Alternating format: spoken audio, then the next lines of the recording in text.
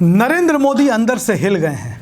नरेंद्र मोदी अब देश के प्रधानमंत्री हैं और जिस तरीके की बातें नरेंद्र मोदी कर रहे हैं वो यह बताने के लिए पर्याप्त है कि जो विपक्षी गठबंधन है उससे वो कितने अंदर से सहम गए हैं। दरअसल हम आपको बता दें कि जिस दौर में देश में विपक्षी एकता की बात शुरू हुई थी और जब ये कहा जा रहा था कि तमाम विपक्षी दल जो हैं वो एक मंच पर आने वाले हैं, तो बहुत सारे लोग इस बात का मजाक उड़ा रहे थे। बहुत सारे लोग कह रहे थे कि शेर, मोदी जी को शेर कहा जा रहा था, शेर अकेला चलता है और विपक्ष एकजुट हो करके भी नरेंद्र मोदी का कुछ भी बिगाड़ नहीं सकता है। लेकिन देश के प्रधानमंत्री नरेंद्र मोदी जिस तरीके से विपक्ष पर हमला बोलने लगे हैं उससे ये पता चलता है कि मोदी अंदर से हिल गए हैं और आने वाला वक्त और आने वाली राजनीति कैसी होगी इसका एहसास भी उनको हो चला है। आज देश भर में चर्चा इन्हीं विषयों पर हो रही है। मीडिया देखें, सोशल मीडिया देखें, लगातार प्रधानमंत्री नरेंद्र मोदी का वो बयान चर्चा में है, ट्रेंडिंग है, वायरल हो रहा है, जिसमें उन्होंने इंडिया गठबंधन की तुलना इंडियन मुजाहिदीन और ईस्ट इंडिया कंपनी से कर दी है। अब ये कितना दुर्भाग्यपूर्ण है ना। राजनीति में मर्यादा अपनी जगह पर होती है और पक्ष विपक्ष, विरोध, मतभेद अपनी जगह पर होता है। आपका अपना विपक्षी दल, आपके अपने देश के नेता, आपके अपने देश के नेताओं की पार्टी, आपके अपने देश के नेताओं का गठबंधन बनता है और आप उसकी तुलना आतंकवादी संगठन से कर देते हैं। नरेंद्र मोदी जी, आप बीजेपी के प्रधानमंत्री नहीं हैं, आप सिर्फ भारतीय जनता पार्टी के नेता नहीं हैं, आप पूरे देश के प्रधानमंत्री हैं। और राजनीति में मतभेद होते हैं, विरोध होता है, यही तो लोकतंत्र की खूबसूरती है।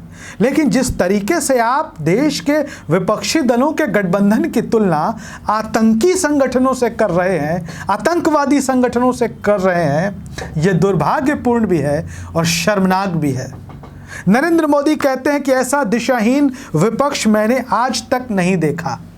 मोदी, देश के प्रधानमंत्री, कहते हैं कि ऐसा दिशाहीन विपक्ष मैंने आज तक नहीं देखा। इनके बर्ताव से ऐसा लगता है कि ये कई दशक तक सत्ता में नहीं आना चाहते हैं। आज तक आपने सुना होगा कि विपक्ष सरकार पर हमला बोलता रहा है, विपक्ष सरकार पर आक्रमण करता रहा है, निशाना साधता रहा है। लेकिन कभी कभी ये देखने को मिलता है, यह बहुत स्वर्णिम मौका है कि देश के प्रधानमंत्री जो तथाकथित शेर हैं, अकेले चलने वाले शेर, वो विपक्षी दलों पर हमला बोल रहे हैं। साफ पता चलता है कि मोदी जी अंदर से हिल गए हैं। अब आपको बताते हैं, जो इंडिया गठबंधन हुआ है, किसी को उम्मीद नहीं थी कि कांग्रेस, तृणमूल कांग्रेस, समाजवादी पार्टी, आम आदमी पार्टी एक मंच पर आ जाएंगे। न जाने कितनी तरह की बातें की गई, लेकिन गठबंधन तो हुआ और सब एक मंच पर आ गए। और नरेंद्र मोदी इस देश की राजनीति के माहिर खिलाड़ी हैं, राजनीति के घाक खिलाड़ी हैं। वो समझ रहे हैं कि क्या होने जा रहा है।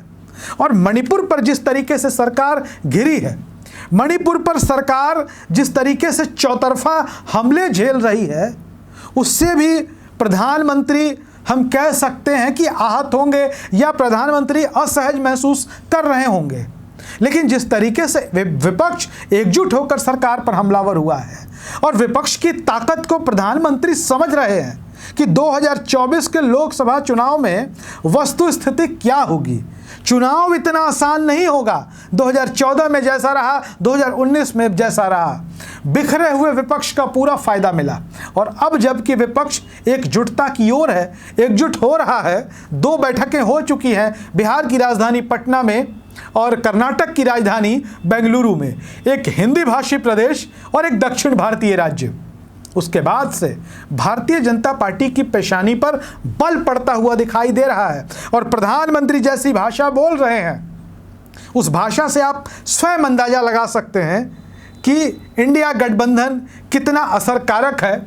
और जो तीर छोड़ा गया है वो तीर निशाने पर लगा है, सही जगह पर लगा है और इस वजह से प्रधानमंत्री नरेंद्र मोदी देश के विपक्षी दलों के गठबंधन की तुलना आतंकवादियों से कर रहे हैं, इंडियन मुजाहिदीन जैसे हिंसक संगठनों से, हथियारबंद संगठनों से कर रहे हैं, और उस ईस्ट इंडिया कंपनी से कर रहे हैं जिस ईस्ट इंडिया कंपनी ने भारत को गुलाम बनाए रखा, जिस ईस्ट इंडिया कंपनी ने भारत पर शासन किया।